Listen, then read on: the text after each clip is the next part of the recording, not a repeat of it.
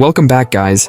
Today's video is about things EAFC should add to the game, or at least take notes from eFootball regarding upgrading the game. First and foremost, I know this is my opinion, and these are some things I considered to help upgrade the game, because we all know the game is boring. Right now, enjoy the video.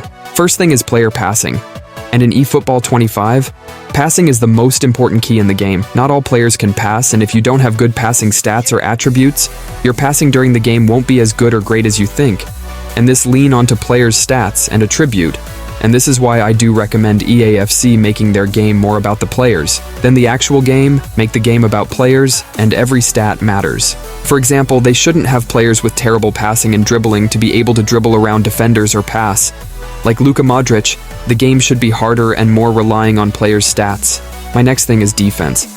They should toughen it up and make it harder to score. It should be hard to score in EAFC Mobile. They should make the game more competitive and challenging. In my opinion, I've been playing EAFC ever since, and I can tell you it's super easy to master, know you everything. Now let's get into the biggest one of them. All. This will help the game dramatically, and that is manual shooting. Enough of the assisted shots. And let's add manual shooting.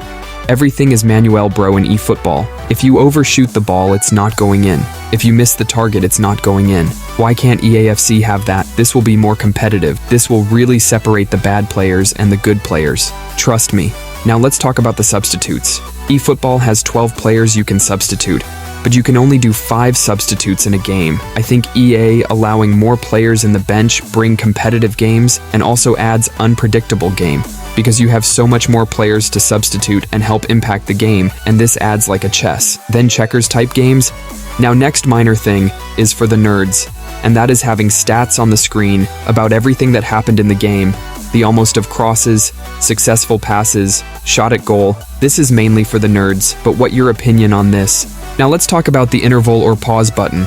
Should EAFC add this or nah? This should be for y'all honesty.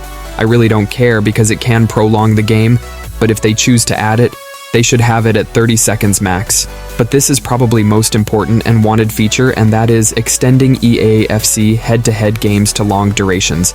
Make it like 10 or 11 minutes truly. It's honestly too fast and ends quick for me. And the extra time should be longer too. Bro, you don't know how much games I lost due to extra time been bad to me. But my main 2 feature I really want EAFC to look into is manual, or non-assisted shooting, and also extending the game.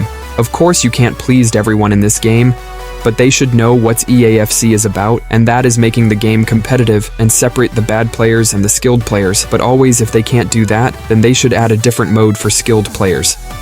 And for the pause button, I know a lot of players are going to hate it because it's going to waste time, and I understand that, but overall, coming from a player and content creator himself, I really want EAFC to look and improve the game, instead of trying to improve packs and promoting paid to win. Then the actual game itself, let's be honest here, EA loves to bring new packs and paid packs, but when was the last time they actually improved the game and tried to please and make their players happy? But I can't speak on all thing. I really want to know y'all thoughts too. Where can EAFC improve its game? And I mean the game itself rather than packs and pack openings. And not to mention, they should have given us more celebrations in EAFC 25. They really failed us on that one.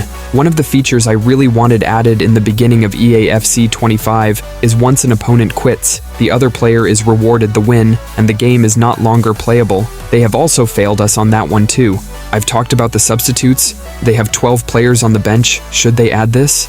But I like it because you can have all type of players that can help you come off the bench and win you the game.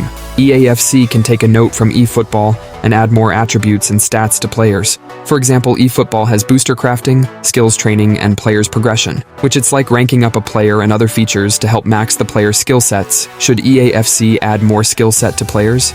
And here's the progression points, which you have to manually add points to upgrade the player's skills, like low passes, ball control, and etc. And here's the booster crafting, where you can help add a skill set to that player. Another thing I've talked about before is edit position, and this is highly wanted by me. And some players, as a content creator, I really want this. This will help me organize my lineup and get whatever player I want. But there's of course players that will disagree with me and hate this feature, but I really want it in EAFC. But eFootball 25 has managers. Should they add this feature where coaches and manager matter? I don't think this will be a big deal or big difference, but this is the end of the video. If there's features you like or not, let me know. Comment section is open for y'all to talk about y'all opinions and features. Thanks for watching.